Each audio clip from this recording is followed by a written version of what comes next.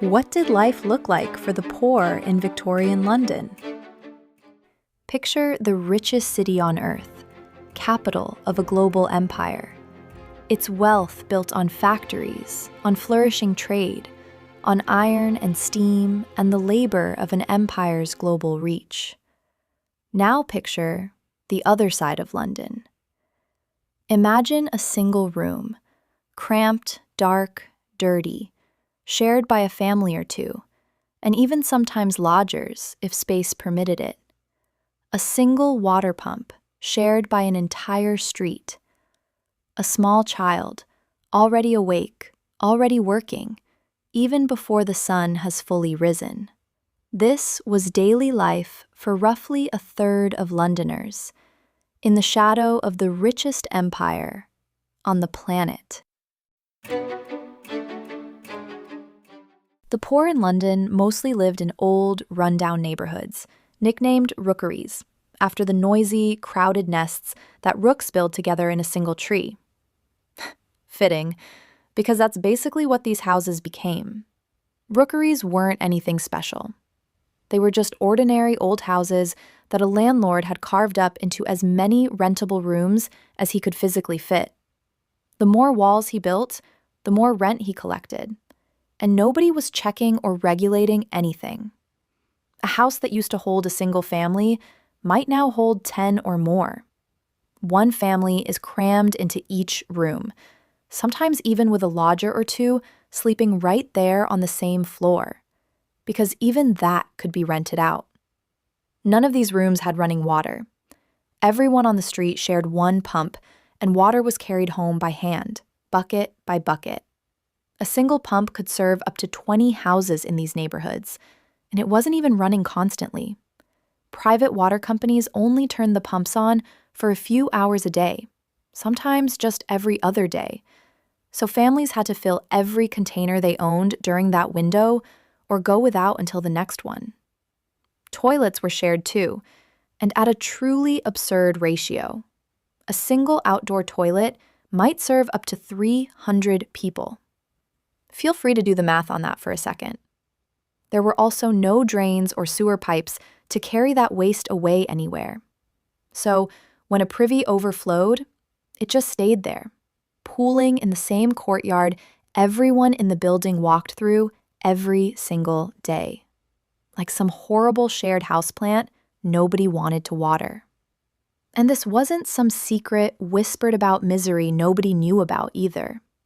In 1849, 54 residents of the St. Giles Rookery got fed up enough to sign their names to a letter of complaint to the Times newspaper, saying, "We live in muck and filth." Cooking, meanwhile, happened wherever there was a fire, which wasn't a given. Most rooms didn't have anything close to a proper kitchen. Maybe a small open grate, shared among fellow renters if you were lucky. That's actually a huge part of why street food was so in demand. It was often the only realistic way to get a hot meal at all. Laundry was done by hand, in the same room people ate and slept in. And where does the dirty water go, you ask? Well, straight out the window and into the courtyard below. Public wash houses did start to appear later. The first law allowing them passed in 1846. But they were brand new and not remotely universal yet. So, for most families in a rookery in the late 1840s, doing the wash still meant boiling water over that same small fire and scrubbing everything by hand in the one room the family had. Washing yourself wasn't simple either.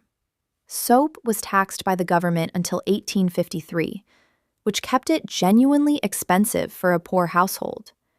Most families didn't have a proper bath or the fuel to heat enough water, so daily washing usually meant using nothing more than a basin and a pitcher. A full wash, using a sponge in a small tub, happened far less often, maybe once a week at best, in cold water, because fuel was something most families simply couldn't spare. In fact, water was reused often across family members. And did privacy exist, in any sense we'd recognize today? Definitely not. One room was the entire home. Kitchen, bedroom, and living space, all in one. Renters could all be sleeping within a few feet of each other, sometimes in the same bed, sometimes head to foot to save space. The bed itself was often barely a bed at all. Plenty of families didn't have anything close to a proper bedstead. What they had was a paillasse, a sack stuffed with straw laid directly on the floor, sometimes with rags stuffed in for extra padding. Pillows were a luxury most people didn't have. A rolled-up bit of clothing under the head was the closest substitute. Blankets were whatever the family owned, an old coat, a spare piece of cloth, sometimes just each other's body heat in a cold room, because even a proper blanket cost real money. Now, if you're wondering how much this living situation actually costs, here's where it gets straight up ridiculous. For context, a typical laborer in London earns somewhere between 20 and 30 shillings a week. Unsurprisingly, rent will have taken up much of that income. In one documented case, a cellar at number 12 Carrier Street in the St. Giles Rookery, a space, in the words of the residents who complained about it, you couldn't swing a cat in, where 60 people slept every single night for a rent of 5 shillings a week. That's a serious chunk of a laborer's income for a space that size shared by that many people. And that's assuming there was steady work that week at all. And here's the real kicker. These rookeries were actually better than what the truly destitute had. For those who couldn't even afford a shared room, some of London's cheapest lodging houses offered a coffin bed, a narrow wooden box barely long enough to lie down in, with a thin straw mattress and an oilcloth sheet. And if you can't afford even that, there was the infamous 2-penny hangover. Pay 2 pence and, instead of a bed, you'll get a length of rope stretched across the room to lean over and sleep sitting up, slumped against it like a coat on a hook. In the morning, the rope was simply untied to wake everyone at once. This was what housing looked like for a huge share of London's population.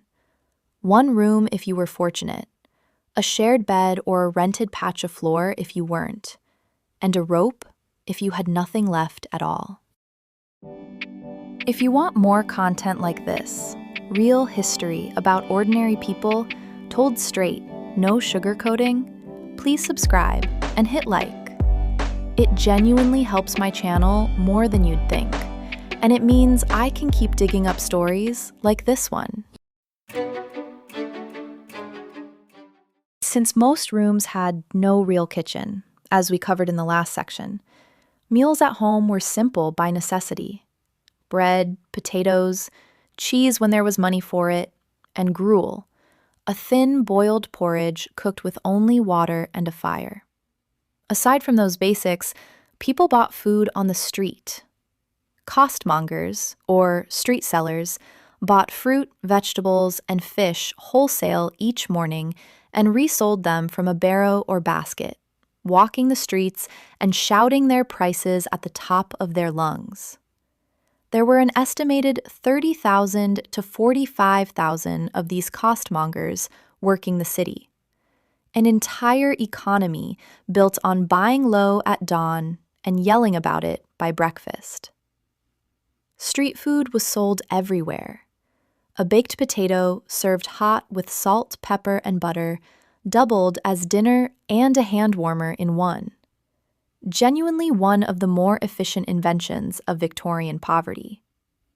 Fried fish stalls sold fish alongside a slice of bread, costing a penny in London's pubs.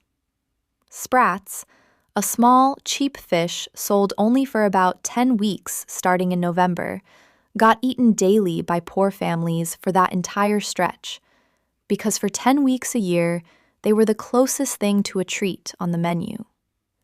Smoked or salted herring, paired with bread or potatoes, also rounded out the rotation. These were not indulgences in any sense. Street food existed at this scale because most homes genuinely didn't have kitchens. So buying a hot meal off a stall was often the only realistic option. So how much did feeding a family actually cost? Bread was sold as a quartern loaf, a standard 4 1/3 pound loaf, and it was the single most important line item in a poor family's budget. In fact, people tracked its price the way we'd track the price of gas today, except the stakes were, can my children eat this week, instead of, can I afford to drive to work? A working poor family typically had somewhere around 12 shillings a week for food, regardless of the number of mouths to feed. And that food wasn't even split evenly once it got home. The wage earner, almost always the man, got first and best claim on whatever there was, on the blunt logic that if he stopped working, nobody ate at all.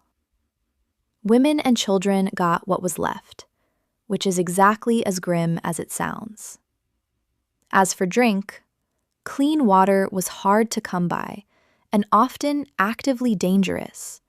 So beer was the everyday drink of choice for adults. And, yes, shockingly, even children too, sipped throughout the day like it was tea. And in a weird way, it kind of was. Beer supplied real calories and nutrients that a diet of bread and potatoes was otherwise missing. So drinking beer with breakfast wasn't degeneracy. It was closer to a vitamin. Tea and coffee existed too, but the street coffee was routinely cut with roasted, ground chicory to stretch it further, which is a nice way of saying it was mostly not coffee at all. Unsurprisingly, because of all this, malnutrition was widespread. The 1840s were, after all, nicknamed the Hungry Forties. But outright starvation was still a relatively small share of overall deaths. The bigger, quieter culprit was the effects of chronic malnutrition, which made people far more vulnerable to infectious diseases. Rickets, a bone-softening disease affecting children, is the one condition most directly tied to diet in this period. It's worth noting, however, that researchers now think its prevalence in early Victorian cities had as much to do with a lack of sunlight in smoke-choked, densely built neighborhoods as it did with food. And the government? Well, let's just say it wasn't exactly stepping in. The only official relief was the poor law system, essentially the infamous workhouse. Not food assistance, but an institution people entered as an absolute last resort. Direct food relief did exist from some private charities, like soup kitchens run by religious or philanthropic organizations. But if you were truly hungry and hopeless in 1840s London, the government's official answer was, go to the workhouse. A place so grim by design that plenty of people chose to go without, rather than ask for its help. Now, if you were poor in Victorian London, work started young, and it started hard.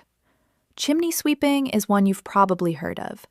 Sweeps used children as young as 4 to 6 years old, small enough to fit into a flue no adult could. And while Parliament technically banned anyone under 21 from climbing chimneys back in 1840, that law was barely enforced. So in 1848, it was still a common, if increasingly frowned upon, trade. Other children worked London streets directly, and with even less job security. There were crossing sweepers, for example, kids who claimed a patch of muddy, manure-covered street and would sweep a clean path across it for wealthier pedestrians, for tips only. Mudlarks, which were also mostly children, scavenged the exposed mud along the Thames at low tide for anything sellable at all: coal, rope, scrap metal, the occasional dropped coin. It was filthy and genuinely dangerous. All of this wasn't rare or shocking to Victorian society. It was ordinary, and it was how most poor families survived. Adult work carried its own flavor of precariousness too, of course. Take the docks, one of London's biggest employers of poor men, and it wasn't even guaranteed. You had to show up and compete for one job, fresh, every single morning, like an audition. Men gathered at the dock gates for what was literally called the call-on. A foreman would walk the crowd and physically pick out however many bodies he needed for that day. And everyone he didn't pick simply went home, having earned nothing at all. Work availability in those days depended on the tides and the shipping schedule. So a docker's income could swing wildly week to week, with zero warning and zero say in the matter. Away from the docks, a huge amount of work available was what's called sweated labor. And here's how it worked. A company handed out raw materials, pre-cut fabric for clothing, cardboard for matchboxes, and workers assembled the finished product themselves, at home, then got paid per item completed, not per hour. Tailoring and matchbox making, for example, ran this way. This isn't factory work, mind you, just materials dropped off, finished goods picked up, and pay based purely on how much you produced. For many, this meant that the only way to earn enough to survive was to work for as many hours as your body could physically stand. This is the part that's easy to miss if you only picture Victorian London through its factories, railways, and grand architecture. Behind those glossy buildings and the so-called industrialization boom, list children's hands, dockside desperation, and underpaid piecework.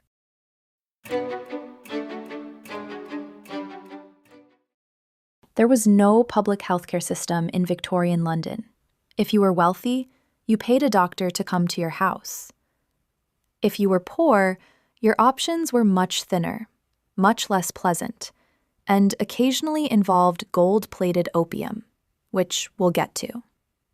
People went to charity-run hospitals or dispensaries, clinics in today's term.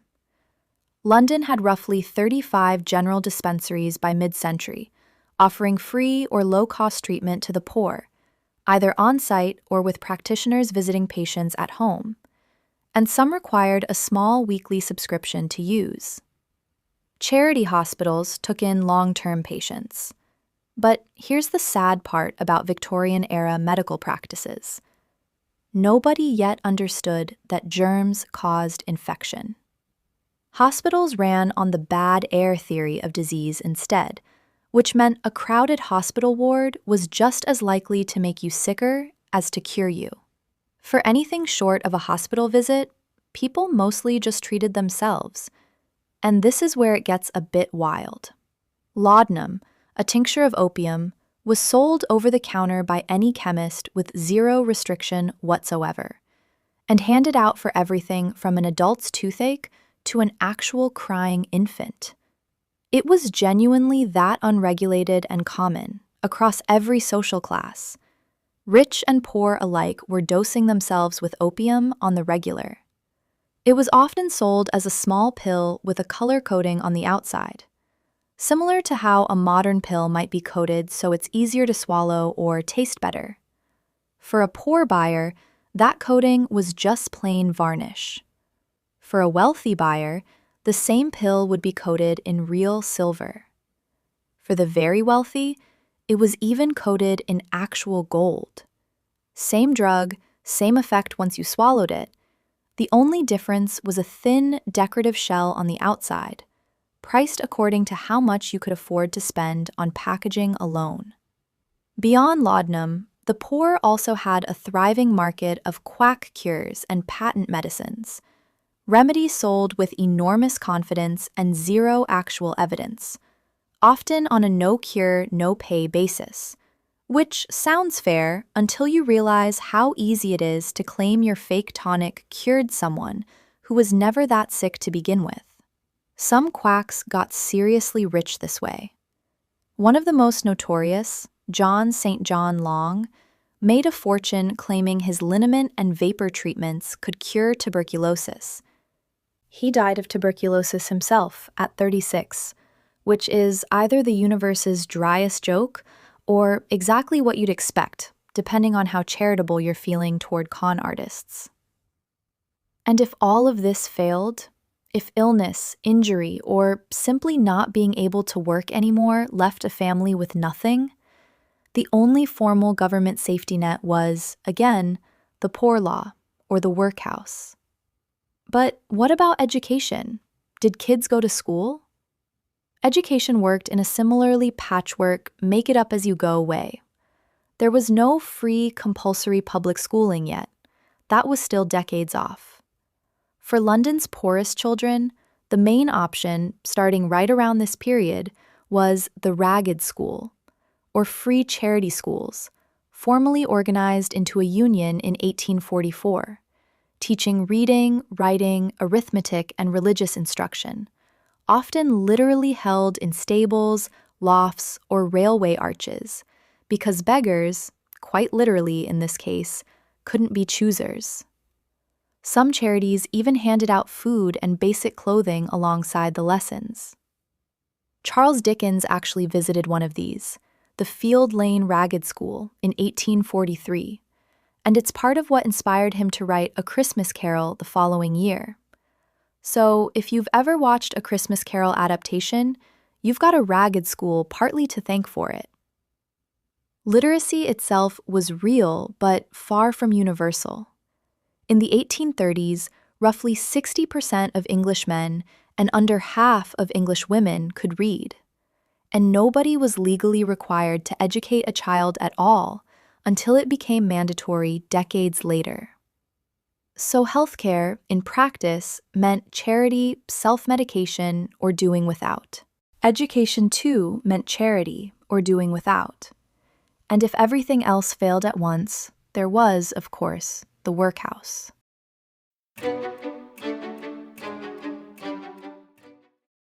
After all of that, the rookeries, the rope beds, the gold-coated opium pills, how long till things got better?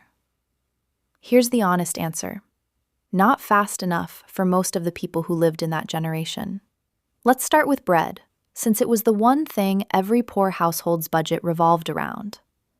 In 1846, Parliament repealed the Corn Laws, tariffs that had kept bread artificially expensive for decades, and prices began easing not long after. By the 1850s, food availability in London's markets had genuinely improved. There were more vegetables, more fruit, more affordable variety than the hungry Forties had seen. By the 1880s, refrigerated shipping made meat cheap enough to become a regular part of the working-class diet for the first time in British history. A food that used to signal wealth was suddenly just dinner. Nutrition improved enough, in fact, that adult life expectancy climbed steadily through the second half of the century, up from a staggeringly grim average of age 40 at mid-century. But what really brought better living conditions on? It wasn't charity, and it definitely wasn't some benevolent government swooping in to fix everything out of the goodness of its heart. Things were slower and messier than that. Trade policies changed, food refrigeration developed, railway networks began hauling food into the city faster. Sanitary reforms were finally being taken seriously, aided by decades of work from tireless reformers like Henry Mayhew, who put the poor's actual living conditions in front of readers who'd rather not have looked. Progress, in other words, came from about 6 different, unglamorous directions at varying moments, and not from one hero moment. So, in the end, better life didn't come fast enough for the people actually living through the worst of it in the 1840s. For them, the empire's wealth was a headline in someone else's newspaper, not a meal on their own table. And by the time things did improve, plenty of the people we've been describing this whole video simply weren't alive to see and experience any of it. So that's the real, unadulterated story. It's not a single tragedy, and nothing as simple as a country that didn't care. It's the story of a city that built extraordinary wealth, largely on the backs of people it barely looked at. Thanks so much for watching this video. If you made it this far, you now know more about how ordinary Victorians actually lived than most people ever will. And that's exactly the kind of history this channel explores. Not so much about kings or wars, just the real people who went through history as best as they could have lived. If you enjoyed this video, please hit like and subscribe. There's a lot more of this coming. And let me know in the comments, which detail got you most? The rope beds? The gold-coated opium? I would love to hear it. Thanks again for watching, and see you in the next one.